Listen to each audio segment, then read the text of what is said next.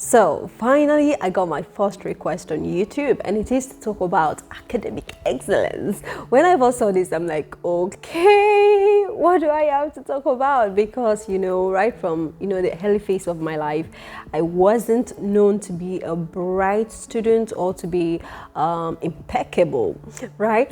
But I got better in my final years in the university. I would say my third, fourth, fifth year. My third year was the breaking point for me. And I got better, and I would love to share those tips with you guys. So why not go with me?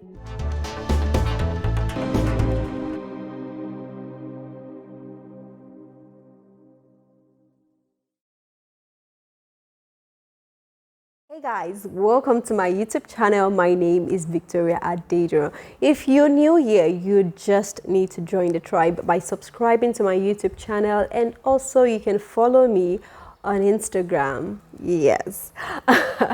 So without further ado, let's get straight into today's conversation, okay, where I talk about how to attain academic excellence. So I'll share a story with you all on something very deep, okay? I can remember in my second year, first semester, I went to check my first year result, and what I saw made me cry. Like, I was going back to the hostel and literally was crying because what I saw on my results cannot be equalized to the energy, to the time I put into reading.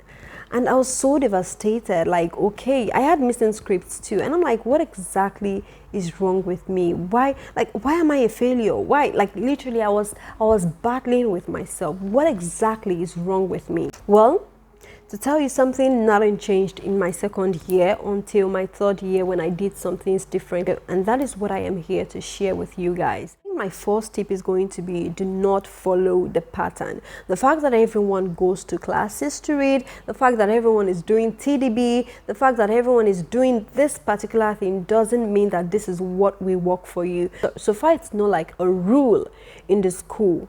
Do not be obliged to do it. When I first got to the university, I would see people going to classes, and I went to classes with them. Basically, I think it's from the fact that I didn't know myself enough. I wasn't knowledgeable about how I should do my things. I just started reading, and I was still just lost and confused in the world of, okay, let's read till daybreak, let's do this till daybreak, and that was all I was doing. I'm someone who easily gets distracted. If you're that kind of person, if you're someone like me, then probably you should not be doing something so tangible, something so relevant in public. Do it more privately. I used to go to classes, we would read, like I said, I would spend time reading till daybreak, and most of the time you'll be distracted looking at this person, you listen to music, you will stroll, you do that. Friend in class come and ask you for this, you see someone walking out, you still look, you get distracted easily. And let me say, okay, I'm reading this now, and I've gotten to this place, literally I'm reading this, I've gotten to this place, and somebody passes and I look around and I follow you, then I'll come back and I'll literally have to start again from the beginning to continue reading, which is something that is not meant to be. Literally, just do what you're comfortable doing. Do what works for you. If you're someone who can read and not get distracted in public, do it. If you're someone who knows that you're just like me, you easily get distracted, like, okay, if you see something, you're moving your head, read privately, be in your room and read. And when I started to read inside my room, another thing that I discovered was I wasn't trying to work with people's pattern. Okay, you cannot sleep in classes and all those things. If I'm in my room and I feel like sleeping, I feel like I'm not assimilating guy, I sleep, I rest, I take a break. But in classes, when you do that, it's kind of difficult. You cannot go to rest because, okay, you just go to class, and people are going to literally feel like, okay, she just entered and already she's sleeping. Is she reading? Is she not good? Something like that. Not minding their business, basically. So staying indoor helped me a lot in school. Like, it helped me. It was the genesis of my revolution, honestly. Another thing that worked for me was the fact that, like I said, I slept whenever I felt tired, and it was just good for me. Take a break whenever you feel tired, whenever you feel like you're not assimilating well enough, just take a break. Another thing that helped me, the third thing that helped me in school, was me reading in the morning readings. they're just the best, honestly, because your assimilation level, like, it's on a high. So read as early as possible. You're waking up, go read. It's just something that worked for me, and I thought, okay, why not put it out there? So read in the morning when you wake up, after doing whatever you want to do, like praying. Actually, after praying, immediately read. Even before taking your bath, before engaging in things, pray and read. It works. Like, it will work for you. See, just try it out.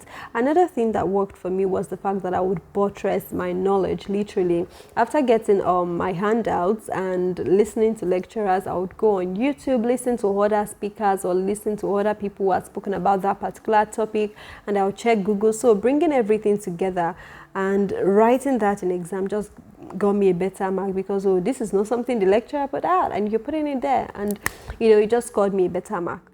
Another thing that I would say worked for me, which is my fifth point, was that I tutored people, especially in my fifth year.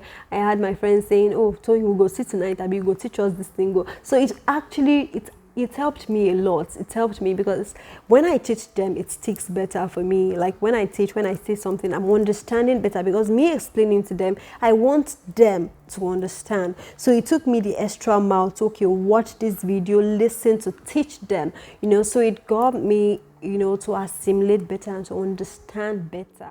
Another thing that I would say helped me a lot was the fact that I prepared well for whatever I was to do, like my presentation, my project. I worked on my project alone, which was a bonus for me, because many people that were in my department would give their projects to people to do. I worked on my project myself, and I got knowledgeable till now. I still remember the topic of my project, and I can remember sometimes ago they asked, I think during our Viva or something, they asked someone, what's the topic of your project, and you couldn't even remember.